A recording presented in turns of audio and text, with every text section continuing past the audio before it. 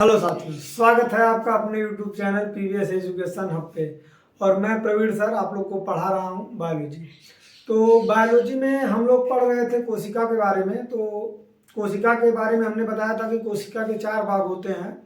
तो इन चारों भागों का अध्ययन हम लोगों ने कर लिया है और आज हम लोग अध्ययन करने वाले हैं कोशिका के प्रकार के बारे में कि कोशिका कितने प्रकार की होती है। तो चलिए देखते हैं।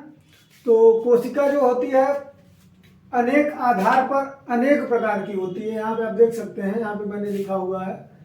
तो कोशिका ऐसा नहीं है कि केवल एक ही प्रकार की होती है या केवल 2 ही प्रकार की होती है, नहीं, अनेक अनेक आधार पर कोशिकाओं के अनेक अनेक आधार हैं, प्रकार हैं। तो आइए देखते हैं। पहला है हमारा कोशिका भित्ति के आधार पे कोशिका के प्रकार, on the basis of cell wall. Cell wall के आधार पे कोशिकाएं 2 प्रकार की होती हैं। पहली है आपकी क्या, प्लांट सेल, और दूसरी है एनिमल सेल। तो सर अच्छा, इस पे आधार सेल वॉल कैसे है? तो कैसे है इसको हम लोग समझते हैं। यहाँ पे देखिए, पादप कोशिका प्लांट सेल में क्या होता है कि सेल वॉल पाया जाता है। ये सेल वॉल जो रहेगा यहाँ पे क्या रहेगा, प्रेजेंट रहेगा, ठीक। और जंतु कोशिका में क्या रहेगा, अब्सेंट रहेगा। तो मतलब जंतु कोशिका में सेल वॉल नहीं पाया जाएगा, जंतु कोशिका में सेल वॉल नहीं पाया जाएगा और पादप कोशिका में सेल वॉल पाया जाएगा। तो आप इसको आसानी से समझ सकते हैं कि पादप कोशिका किसे कहते हैं और जंतु कोशिका किसे कहते हैं, ठीक। ऐसी कोशिका जिसमें सेल वॉल पाया जाएगा, मतलब कोशिका भित्ति पाई जाएगी, उसे पादप कहेंगे, पादप कोशिका कहेंगे। और जिसमें कोशिका भित्ति नहीं पाई जाएगी उसको जंतु कोशिका कहेंगे। और डिटेल में हम लोग अभी समझेंगे पादप कोशिका और जंतु कोशिका को, लेकिन हम उसको समझेंगे मतलब अंतर करके कि जंतु कोशिका और पादप कोशिका में अंतर।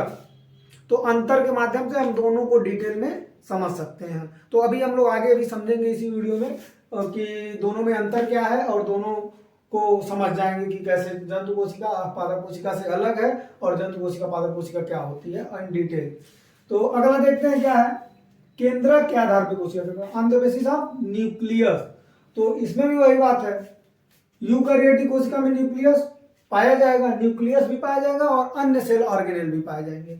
बट प्रोकैरियोटिक कोशिका में न्यूक्लियस नहीं पाया जाएगा, यूकैरियोटिक कोशिका में न्यूक्लियस पाया जाएगा, ठीक। तो यहाँ पे क्या रहेगा, प्रेजेंट रहेगा और यहाँ पे अब्सेंट। तो इस तरह से हम समझ सकते हैं। तो इसको भी हम लोग डिटेल में भी जानेंगे, बट प्रोकैरियोटिक कोशिका और यूकैरियोटिक कोशिका में अंतर के रूप में भी इनको भी हम लोग समझेंगे। तो ये समझ में आएगा ना, यूकैरियोटिक कोशिका इसमें न्यूक्लियस पाया जाएगा और अन्य सेल ऑर्गेनेल भी पाए जाएंगे। बट प्रोकैरियोटिक कोशिका में न्यूक्लियस नहीं पाया जाएगा और अन्य कोशिका में भी नहीं पाए जाएंगे।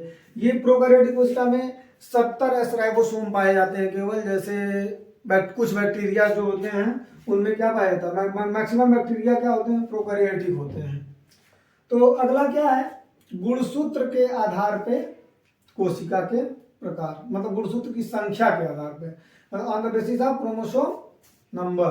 तो गुणसूत्र संख्या के आधार पर कोशिकाएं 2 प्रकार की होती हैं। पहला क्या है, अगुणित कोशिका और दूसरा है द्विगुणित कोशिका। तो अच्छा सर, अगुणित कोशिका किसे कहते हैं? वह कोशिका जिसमें गुणसूत्र जोड़े के रूप में नहीं पाया जाएगा उसको अगुणित कहेंगे, ठीक। और द्विगुणित कोशिका किसको कहेंगे? वह कोशिका, ठीक, जिसमें गुणसूत्र क्या हो, जोड़े के रूप में पाया जाए। इसमें क्या कहा जाएगा, जोड़े के रूप में, और इसमें जोड़े के रूप में नहीं।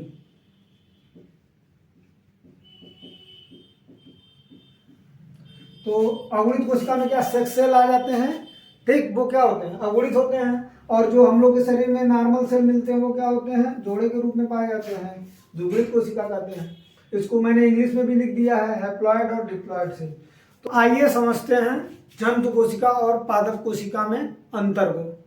तो पहला अंतर क्या है कि जंतु कोशिका में कोशिका भित्ति क्या होती है, अनुपस्थित होती है, मतलब इसमें कोशिका भित्ति नहीं पाई जाती है। लेकिन पादप कोशिका में कोशिका भित्ति उपस्थित होती है। पहला अंतर, महत्वपूर्ण अंतर।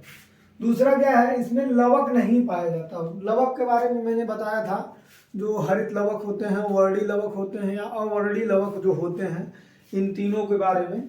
तो ये जंतु कोशिका में ये जो लवक होते हैं ये नहीं पाए जाते, लेकिन पादप कोशिका में क्या होते हैं, ये पाए जाते हैं।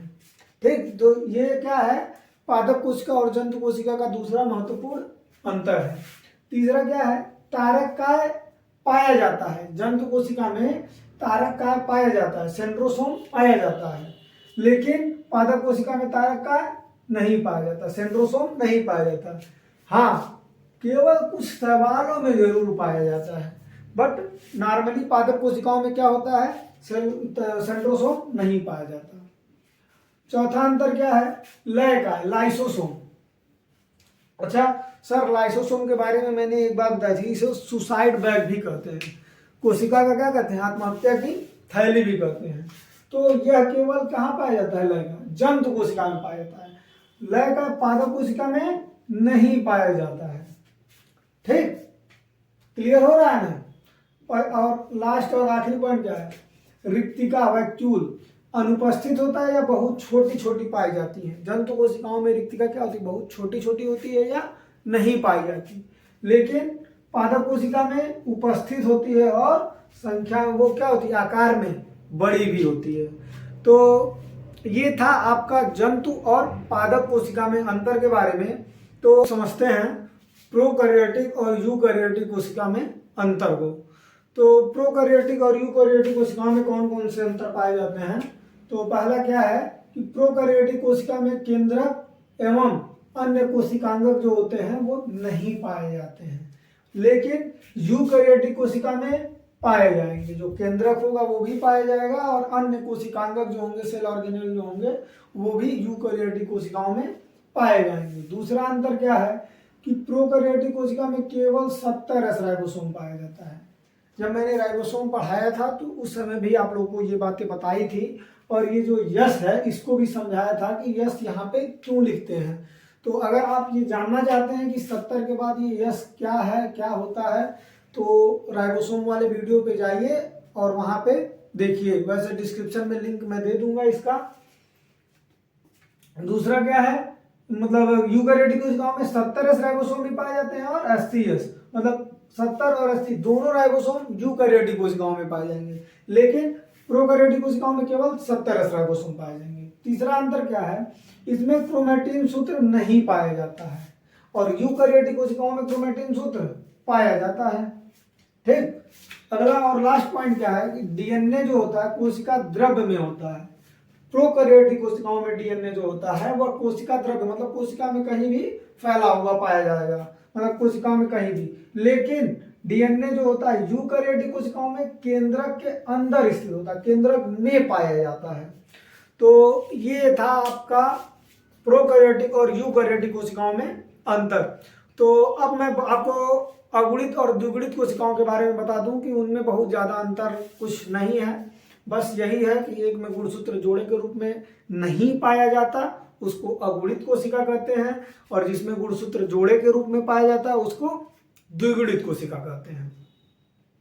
तो इसमें कुछ पॉइंट है अगुणित कोशिका के बारे में मैं आप लोग को बताना चाहूँगा। जैसे जो नर में पाए जाने वाले कौन कौन से, मतलब नर में अलग युग्मक पाए जाते हैं और मादा में अलग। तो नर में जो अगुणित कोशिकाएं पाई जाती हैं वो हैप्लॉइड सेल पाए जाते हैं, उसको कहते हैं मेल गैमेट या नर युग्मक, और जो महिलाओं में पाया जाता है या फीमेल में पाया जाता है उसको क्या बोलते हैं, फीमेल गैमेट या मादा युग्मक बोलते हैं। तो ये क्या होते हैं, नर युग्मक नर जननांग में बनने वाले युग्मक होते हैं, और मादा युग्मक क्या होते हैं, मादा जननांग में बनने वाले युग्मक होते हैं।